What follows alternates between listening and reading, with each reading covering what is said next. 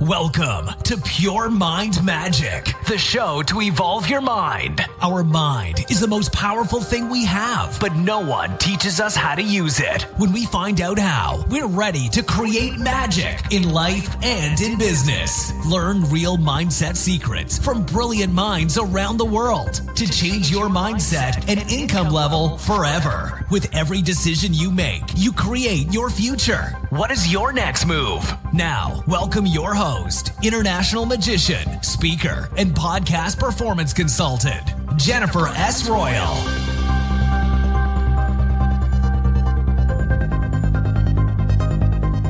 Hi, this is Jennifer, and welcome back to Pure Mind Magic. Thanks for tuning in today, and if you haven't already, please make sure to subscribe to the show so you get notified whenever a new episode is released online completely for free for you.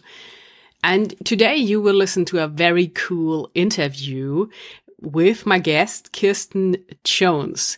So I heard her on another podcast and I was really blown away by everything she said there. So I learned so much, and she's really into high performance and peak performance. And we are all about what can we do to perform better, to get more done in a day, and to just be more in the flow. And she has the toolbox to all of that. So we will mainly talk about mindset today, about visualization, and she's also a big fan of journaling. To give you a little bit of more background information about Kirsten Jones and who she is, she worked for over 14 years for the global sporting goods giant Nike as a footwear executive, both in Europe and at their world headquarters in Portland, Oregon. She's currently a motivational speaker, writer, and peak performance coach who works with both teen and pro athletes, entrepreneurs, and business leaders. So I promise you will take a lot with you from this interview. And if you haven't already, you can grab your podcast listening journal to make sure that you get all your notes stored in one place. There's a link in the show notes. And also I'm announcing at the end, I'm going to introduce to you a brand new author who's a therapist. And also, I do have a very romantic story about a musician in the end. So stay tuned. After the interview, I will let you know more about that. But I think you are now completely ready, as I am, to listen to all the power and all the energy from my amazing guest. And here she is for you, Kirsten Jones. Hi, Kirsten. Welcome to the show. Hi, Jennifer. Thanks for having me. I'm so happy that we finally made it. Before we started recording, I said that this was kind of the toughest challenge to get you on the podcast. For some reason, the energies weren't aligning, but we're here. We did it. It's amazing. It's going to be great. No, definitely. And I, as a magician, always say it's all about timing in life. So seems to be that today, in this time and space, this is the perfect timing that we talk. And Kirsten, the audience will understand why I was giving everything to get you on the show. So I heard just one podcast interview with you, and I was sure that I had to have you on the show. So I reached out directly after I finished listening to this episode, and now I made it. You are here. So please introduce yourself to the audience. Well, I'm so glad you did. Thank you so much for reaching out. My name is Kirsten Jones, and I'm a peak performance coach.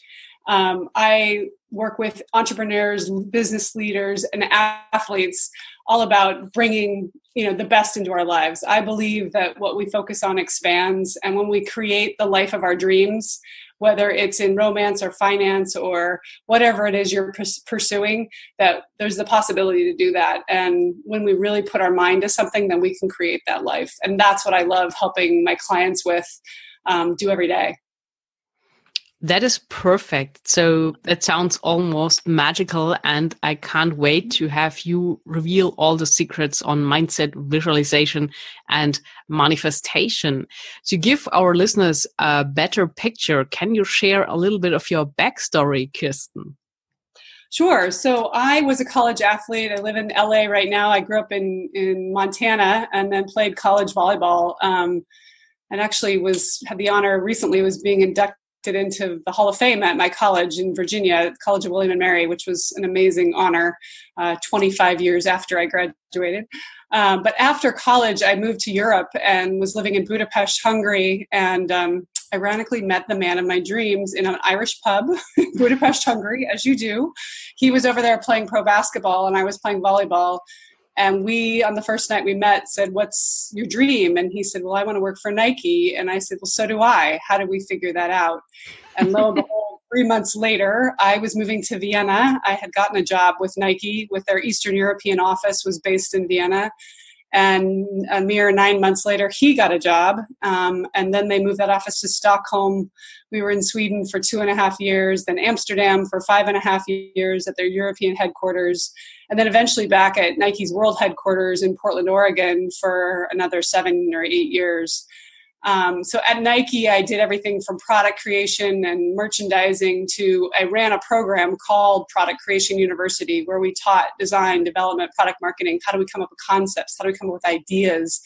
And it was when I was doing that I realized I loved helping people figure out what they want.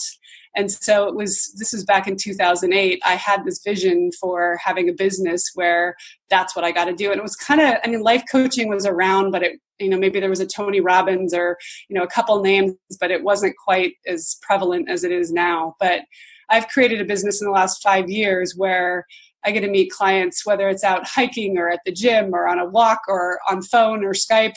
And we get to talk about what is it you're manifesting? What is it you're creating? And I use all the tools that I learned along the way, both as an athlete and then as a business leader at Nike. And now as a mother of 3 and a wife, that I help also student athletes, young athletes as they're coming up and figuring out what their path is as well. So it's a lot of fun. Very inspirational, Kirsten, what you're telling. So what would you say, where's the connection like in between working out and being really fit and being a successful entrepreneur business person? I say how we do one thing is how we do everything. So when we start paying attention to the little stuff becomes the big stuff. So what is it that you're manifesting, right? What you're saying to me, I can't hear because what you're doing is speaking so loud that, it drowns it out essentially. So we say one thing and we do another. This is human nature. We say we want to get in shape, but we don't work out. We say we want to lose 10 pounds, but we eat the bag of chips. We say we want to get the bigger job, but we don't make a phone call. So I work with my clients on aligning your mission with your vision and your values so that you are speaking, saying, doing on a daily basis. And we're human, right? So by nature, we're all going to mess up on this. This is just by nature. But the more we can start living in alignment. So I give tools to my clients that I implement myself and test to see how can I do that on a more supported way so that it doesn't have to be struggle. It doesn't have to be painful. People say, ugh, but I don't like to work out, or ugh, I don't want to make the phone call. Well, what is it that you truly desire? And when you can tell me what you truly desire, like you light up when you talk about that. Like I have a client that she's been ill for the last 6 months, 8 months. And we started talking about jewelry and she's like, yeah, but this designer and that designer and this designer. And she's like, I'd love to have my own jewelry company. And it was like, all of a sudden we were talking to a different person. And that is beautiful because once we tap into that, then yes, it's going to be hard. Yes, there's no magic pill that you take. But once you identify, and it may take a while, but you identify what are the little pieces of the onion that you can start pulling away, then you can really get to the fun stuff. Amazing. It sounds like you have your own magic toolbox with everything in there to create that. And I really love what you were saying about actions. So not so much talking about it, but really doing it and getting these results. So let's start with starting the day. Kirsten, how does someone like you delivering all this peak performance and also helping people to deliver a peak performance, how do you start your day? Well, we don't eat the elephant in one bite, right? So you have to start where you are. And I think people what happens is you can say you need to do X, Y, and Z, and then people get into overwhelm and they get into shutdown. So usually it's first finding out where you are and what your goals are, assessing kind of, these are the areas. I love to do an exercise with my clients called the balance wheel, where you look at all the pieces of your life, everything from health to fitness to wealth to relationships to spirituality. And you kind of assess on a scale of 1 to 10, how do I feel in each of those pieces of the pie? And P.S., this is life. It's a moving object. It's never going to be stagnant or stationary. It's always going to be in flux, which is fine. But what are those things, like here we are in the beginning of 2019, what are the things that you really want to bring into being? Like here we are having a conversation a year from now, Jennifer, and you're saying, oh my gosh, that was the best year ever because I'm doing this today. What is that one thing? And once we start identifying those, then we can start looking at what are the daily habits that would support getting there. So for example, kind of where I'm at, like sometimes if people don't meditate at all, or they don't have any type of spiritual or religious practice, a lot of what we need to do is spend time cutting out the outside noise.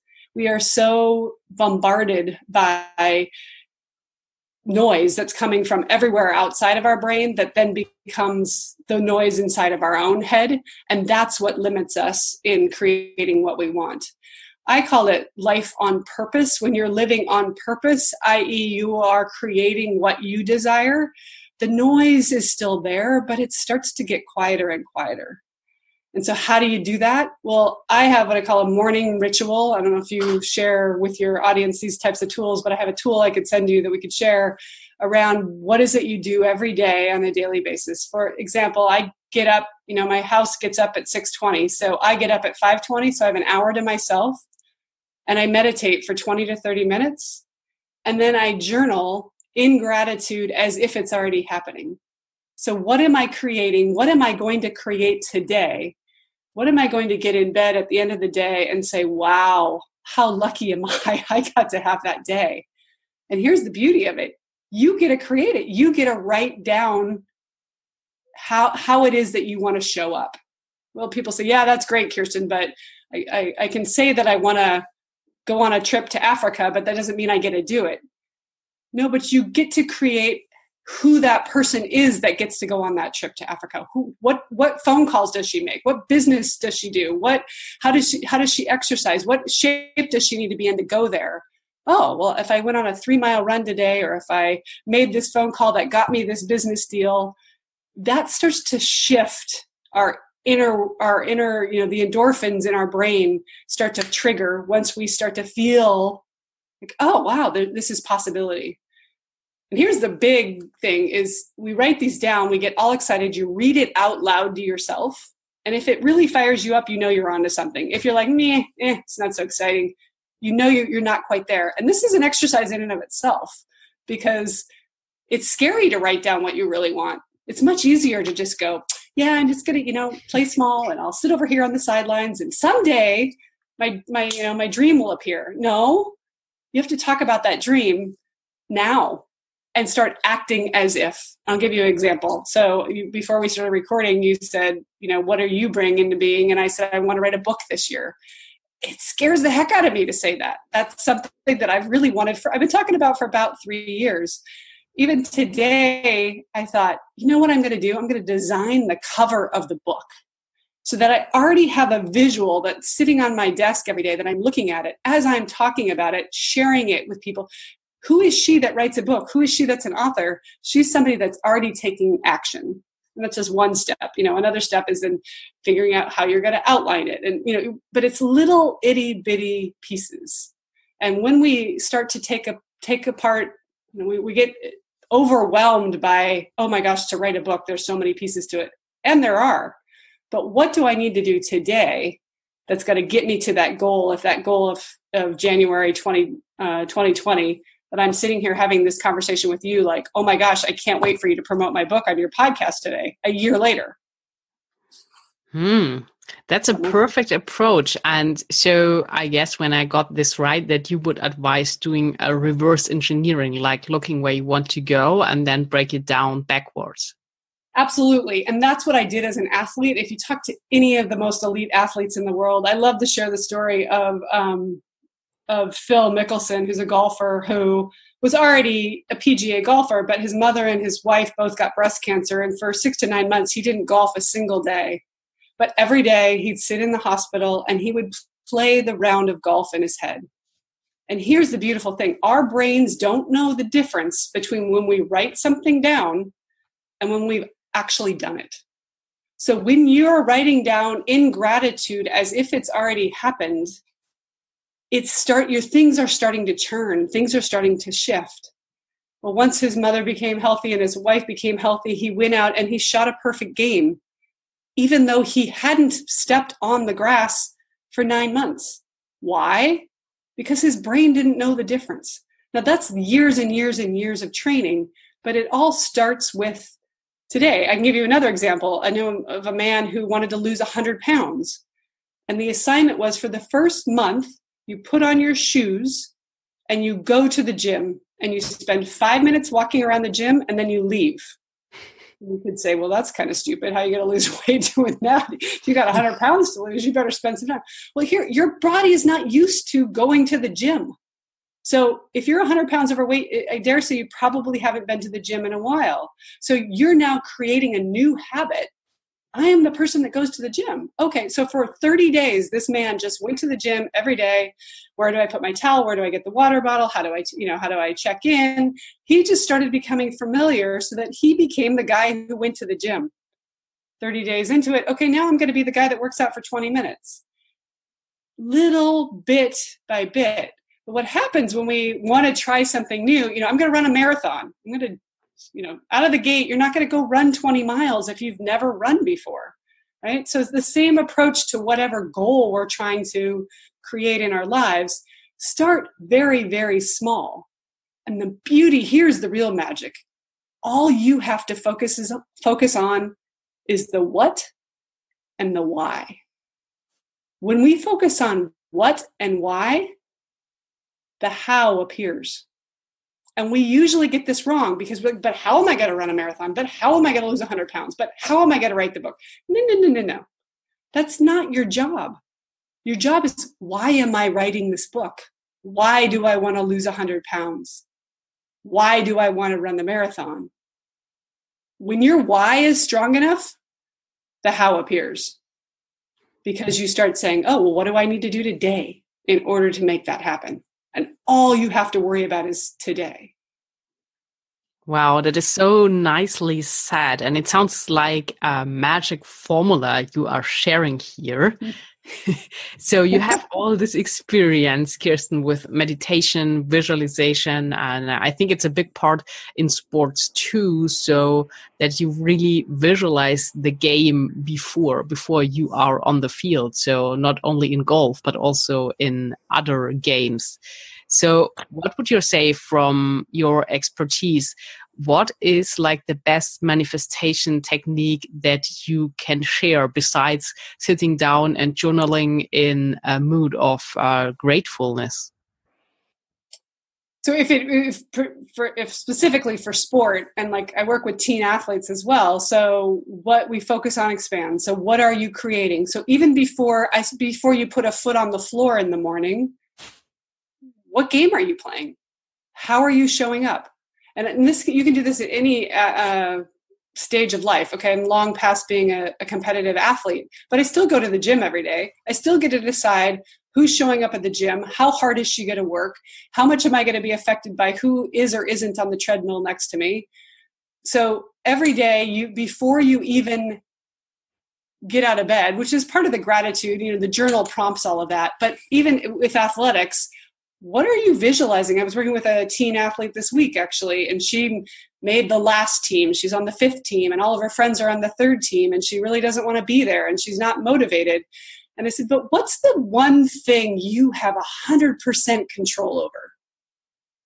And she was like, well, I guess I have control over like my attitude and how much I support my teammates and how much I talk to the coach. And I said, exactly.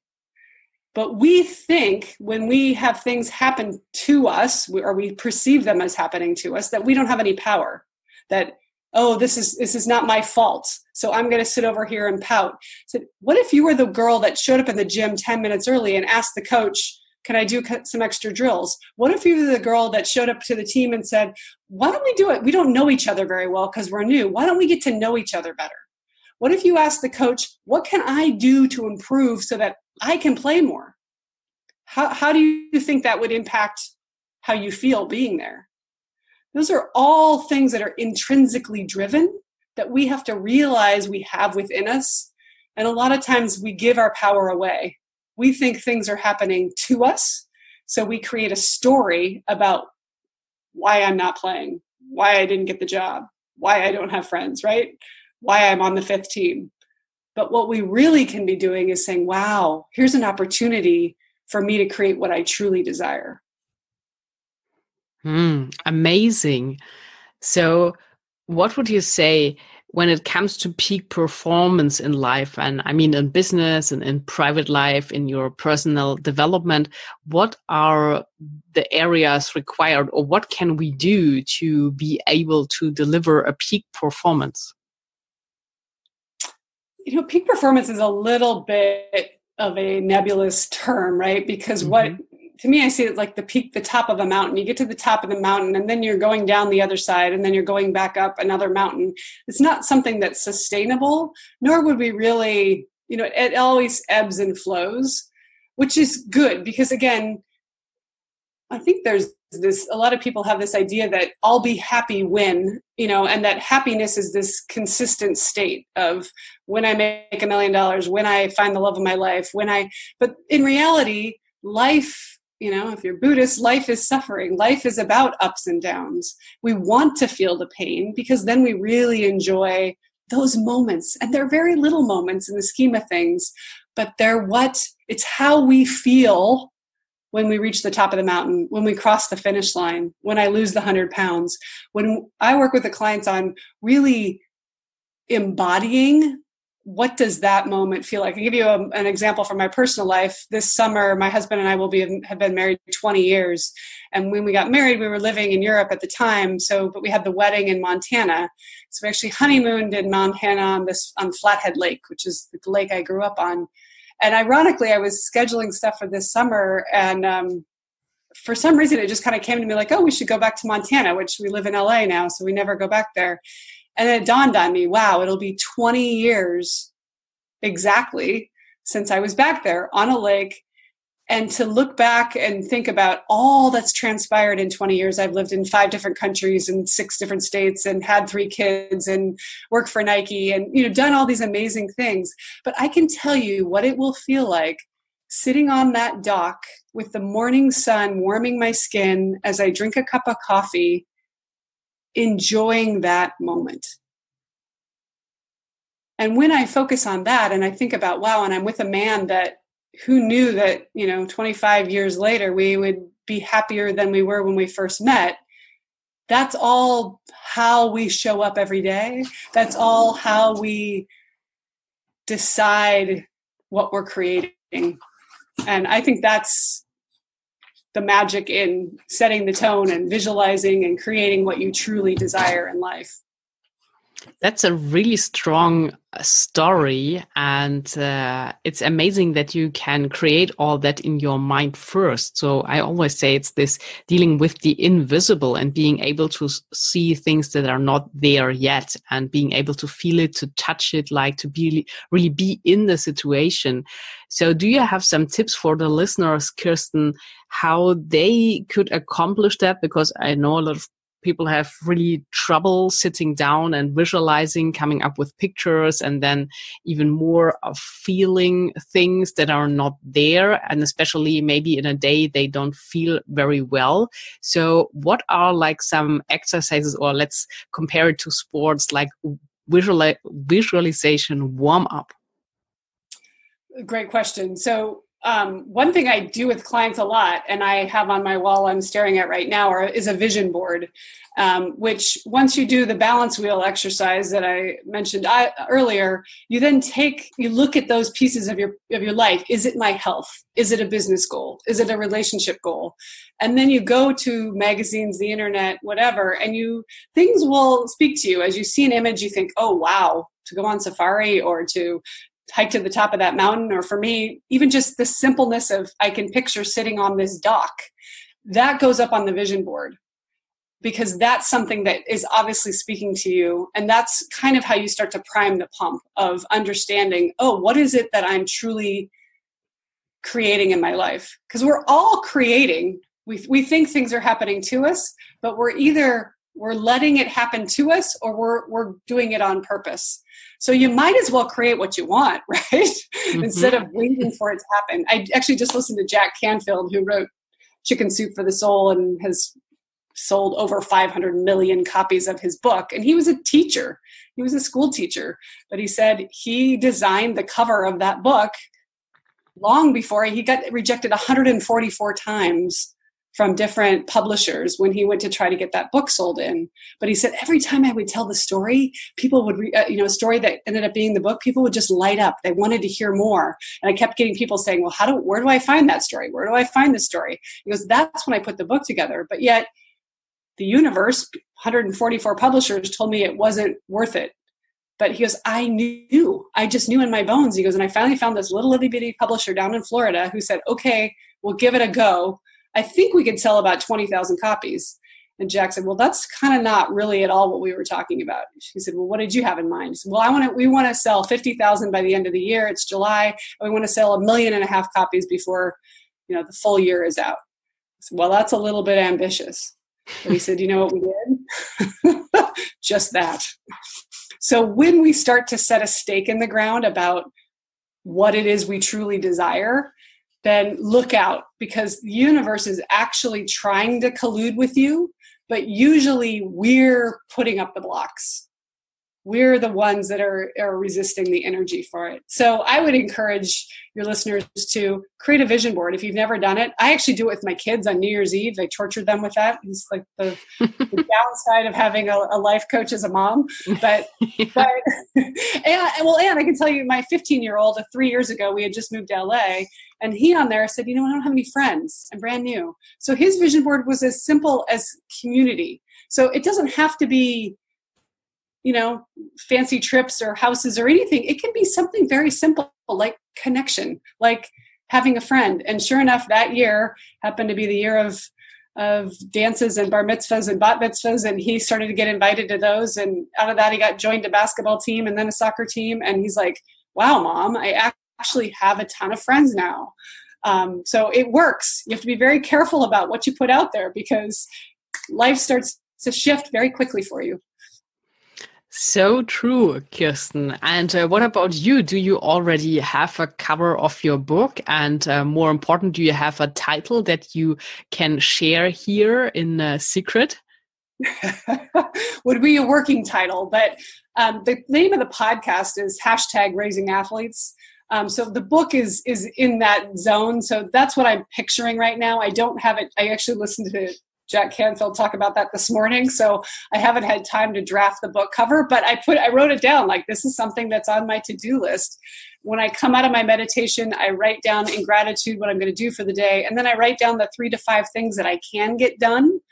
And here's the big clincher too. So you write the things down, you go through your day, life happens, you don't get them all done. And then what do? We beat ourselves up. Ugh, I suck. I didn't get any of this done. I'm horrible. I'm awful, right? Okay, I'm never going to journal again. Wrong. The end of the day, you look at what you got done. I put little boxes next to them, and I put a big check mark. Yes, I did this. And if I didn't get it done, I put a little arrow, and that goes to the next page. And at the end of the day, I get in bed and I say, I love you. I bless you. I forgive you. I release you. I love you. I bless you. I forgive you. I release you.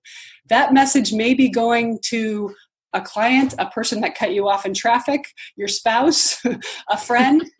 Most of all, usually it's to yourself, because we're so hard on ourselves and we have such high expectations. And here's what happens. We don't hit the bar, we opt out. I get clients that I love it when I get the call. I stink at this. I'm awful. You're going to want to fire me. Why? Well, because I didn't do anything I said I was. Great. Step one is awareness. And that's how we grow. We start to realize, is it important? If it's important, you put it on the next page the next day.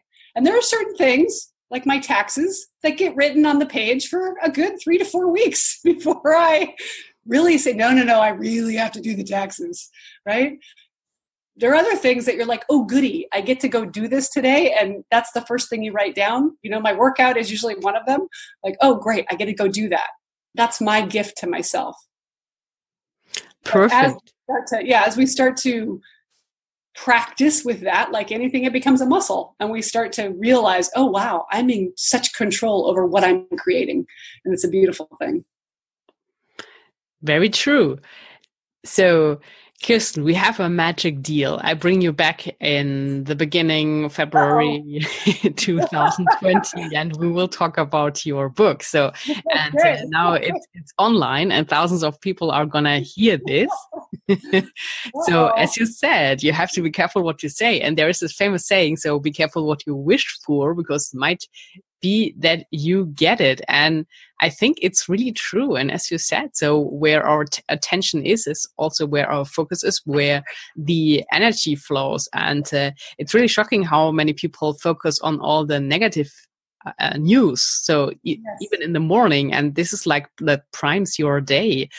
Yes. So I think it's really the best what you're doing, like having this meditation and also having this time for yourself. And even when you have a family, taking this time for yourself and this space for yourself to decide clearly in your mind what you really would like to have and the steps to go.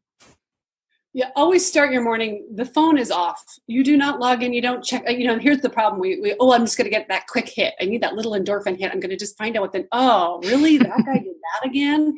And then we get sucked into that. And the next thing you know, you're answering emails and texts and your morning's gone.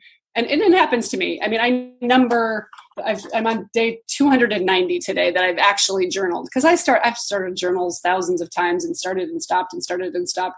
And I'm on not consecutive days, like Christmas went sideways and I didn't get the days in a row, but you start building the muscle where I've got my journaling. I need to go back to that.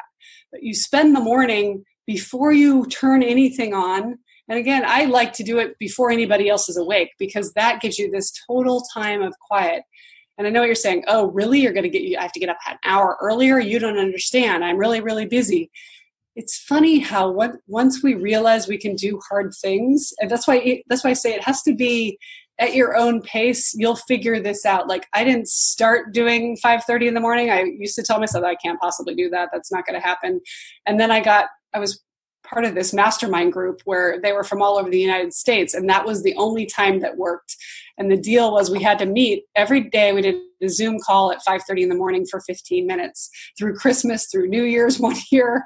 And at the end of the 90 days, I was like, I can do this, and there were many mornings that you're like, really? But you didn't want to miss the call, because if you were the one to miss the call, the whole group had to start over. And you had to start at one again, right? A lot of pressure. Right? So it was this accountability thing. Yeah. And that's what are the tricks? You know what it is? It's a little bit of a trick. What are the tricks that you can come up with that hold yourself accountable? Some of us are great holding ourselves accountable. Others of us need some external accountability. So identifying, no. I don't. If I tell myself I'm going to lose 5 pounds, I lose 5 pounds, or I'm going to run the marathon, I run the marathon. Other people are like, if my running partner isn't waiting for me there on the corner, I'm going back to bed, right? So identifying what those things are is huge too. Fantastic. So maybe, Kirsten, you can share with us one story, like your biggest manifestation success. And I know you also got into speaking, and you kind of manifested this as well. But to leave our listeners for today really deeply inspired, what is like the best story you manifested so far? So aside from the one where I'm back here in February 2020 talking to you about my book. Yes. Okay. You're listening. Perfect. Awareness. I like that. Yeah. Good perception.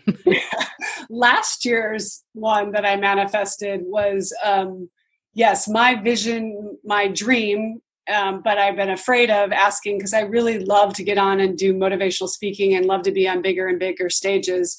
And I met the woman who runs, it's called Women Leaders in College Sports, through a client of mine. She introduced us. And as soon as I got on the phone with that woman, out of my mouth flew, I want to speak at your convention. And she said, oh, that's great. She's like, well, it's in 3 months and we already have all of our speakers lined up. But thanks so much. I so appreciate that. But maybe next year. And I got off the phone and I was like, like I'm supposed to speak at that event. And a couple weeks went by and I was meditating one day and I came out of the meditation. I'm like, I just know, like, you know what I need to do? Every single thing in my life, whether it's meeting the man in the Irish pub or it's my dreams or getting to work for Nike or whatever I've created, it's because I said yes to me. And when I make that decision, and this decision involved money, I had to book a ticket. It was out in Atlanta. I had to register to be part of the conference because they weren't going to pay me to speak because they didn't know who I was. I went ahead and registered. I bought the ticket. Literally 3 days later, I'm driving in the car with my husband and I said, oh, by the way, I hope you're in town in a couple months because I'm going to go to this conference. And he's like, oh, what's that about? And I said, I don't know. I just have this feeling that I'm going to get there. Somebody's going to cancel. They're just going to need a speaker and it's going to happen. And he's like, oh, that's nice. Okay. Yeah, we'll see. We'll check out our calendars. And we happen to be driving down the coast and we stop for gas and I get out of the car and my cell phone ding. And I look down and the woman says, we would love to have you speak at our convention if you're available. And I was like, oh my gosh. Yes, of course, because I asked for it, because I said yes to myself first. And I think a lot of times we're waiting for somebody else to tell us we're enough. Oh, yes, Kirsten, you're qualified to do that. And here, let me show you. But once we say, no, Kirsten, you can do that. I don't need to validate you first. You've validated yourself. Then the universe finds a way of saying, okay, well, now that you're good with yourself, here's your opportunity. Perfect. That's really a motivational story and so great how you manifested that. And I'm sure a lot of people would love to get into speaking, and it's really about starting and taking this call to adventure and being brave, stepping on stage and really reaching out, because as you also said in another example, a lot of people are just sitting at home and like doing the law of attraction and thinking of something, desiring something, and then thinking it will happen by itself. But you have to take action, like inspired action, and show the universe that you are ready. There's a great joke where this man, he wants to win the lottery and he keeps praying, can I win the lottery? Please, Lord, may I win the lottery? Finally, one day he's praying about winning the lottery and he hears a voice and the voice says, go buy a lottery ticket. So here's God trying to help you win the lottery. But if you don't go buy the tickets, we can't help you, give you the money, right? So a lot of times we're sitting on the couch praying for the lottery, but we're not willing to go buy the ticket. So go buy the ticket so that the universe can help you get what you want. Because it's actually trying to help you, but we're sitting back because we're afraid of what might possibly be the case. So a new message is coming in for you, I guess. So you manifested already something again during our podcast interview, right? Can only be a positive message. There you go. It's my lottery ticket, I think. Yes, that's it. That's it. So, Kirsten, before I ask you the last question for today, you mentioned your podcast, Raising Athletes. Where can people find it and listen to it? And we know you will be back talking about your book. So far, everyone has to wait and can use the time to listen to the podcast. Thank you so much for asking. It's hashtag Raising Athletes. It's on my website, kirstenjonesinc.com, and on iTunes. And I would be forever grateful if you would go in and have a listen. We have, an NBA athlete, a sleep expert. Last week I interviewed an former NFL player who lasted 7 years in the league and is now moving on and manifesting his next piece. So there's lots of great interviews in there. Would be so grateful if you would leave a rating and share it and leave comments and feedback. That would be wonderful. Amazing. So we got that covered. Also your website. And Kirsten, is this the best way to approach you in case someone is interested in one-on-one coaching with you? Yes, there's a contact page on my website, so jump in there and you can jump on my calendar, and we'll have a free call and talk about what it is you're trying to create, and we can see if we're a good fit. Perfect. So now here's the last question for today for you, Kirsten. What are your 3 best tips to improve the mindset instantly and rise the frequency to attract better things and make your dreams happen? Good question. 3 tips. I would say the biggest tip is letting go. We get so caught up in everything that's going on outside. So it's getting quiet, which is whether it's going for a run, meditating, praying, whatever you need to do to get quiet within yourself. Number 2 would be identifying that voice within. We are the top 5 people we spend time with. And by that, I mean not necessarily even physical time with, but what are the voices in your head? What are they saying to you? Are they positive or negative? So finding out who those people are. And by the way, that you may not even know them, but it's what podcasts are you listening to? What shows are you listening to? And yes, what friends and family are you surrounding yourself with? And what are they saying? I mean, I had a very dear friend a couple of years ago who I told her, this was 3 years ago, that I wanted to manifest this book. And she laughed and she said, no one's going to buy your book. And I was like, it just hurt so bad. And I realized, wow, I love her. I still very much care about her, but I need to be around somebody who's just written their book. And so sure enough, I've manifested. I've met and made friends with a New York Times bestselling author, and she's kind of taken me under her wing. And I need to focus on that. Find somebody who's already done what you want to do and make friends with them. And I showed up at she came to LA and I showed up at one of her events and I walked up to her afterward and I said, we should be friends. And I've actually done some work for her, and it's starting to blossom. And number 3 would be show up every day and be kind to yourself. We get to be so hard on ourselves about what our expectations are and whether we meet them or not. Some days it's going to be a home run. Other days, the best thing you can do is go for the walk around the block or take the bath, or just when things aren't going the way we want, don't sabotage yourself. Just find things that could help and heal and soothe yourself so that when you feel good again, you're ready to take action and you haven't gone backwards. You've just kind of okay, I plateaued for a day. That's okay. It's all right. We don't have to be charging ahead every day. We need to just be figuring out what feels good, listening to that, listening to the stadium of people around us that are supporting us on our journey, and then going for it. Very helpful advice in a nutshell. So that helped a lot. Kirsten, it was such a pleasure to have you on Pure Mind Magic today. And I'm so glad we finally made it. You shared a lot of great content from your brilliant mind. And I can't wait to bring you back talking about your book. Thank you, Jennifer. Thank you so much for having me. You're welcome. Ladies and gentlemen, thanks for joining today at my interview with Kirsten Jones. Definitely make sure to check out what she's doing by visiting her website that is shared in the show notes below this episode. And as I mentioned in the beginning, a new author reached out to me. She's a therapist. Her name is Jaqueline, and she's a licensed professional counselor.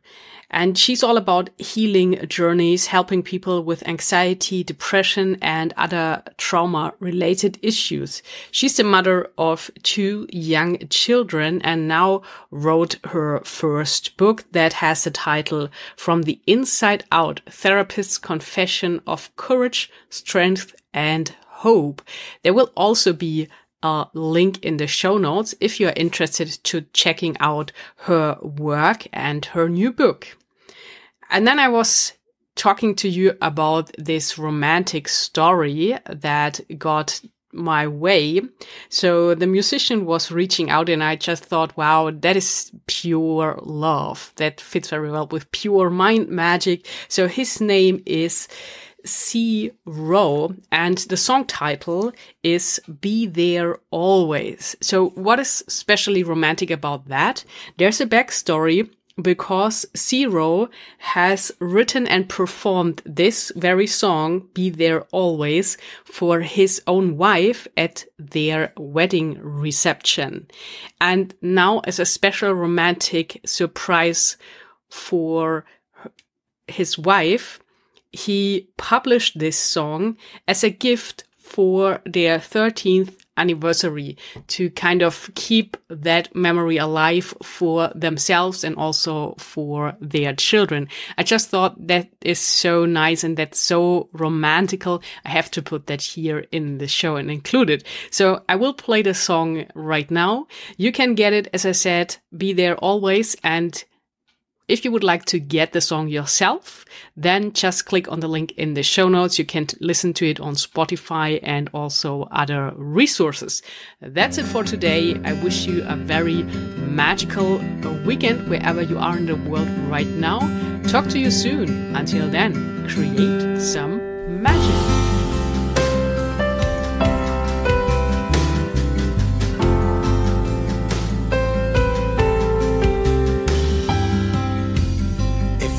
Into my life and told you what I'd see. My own introspection says there's nothing wrong with me, with tears behind my smile, so that melancholy happy. But the strength behind my guile couldn't hide what made me weak. Was searching for someone true. I was praying for somebody to love.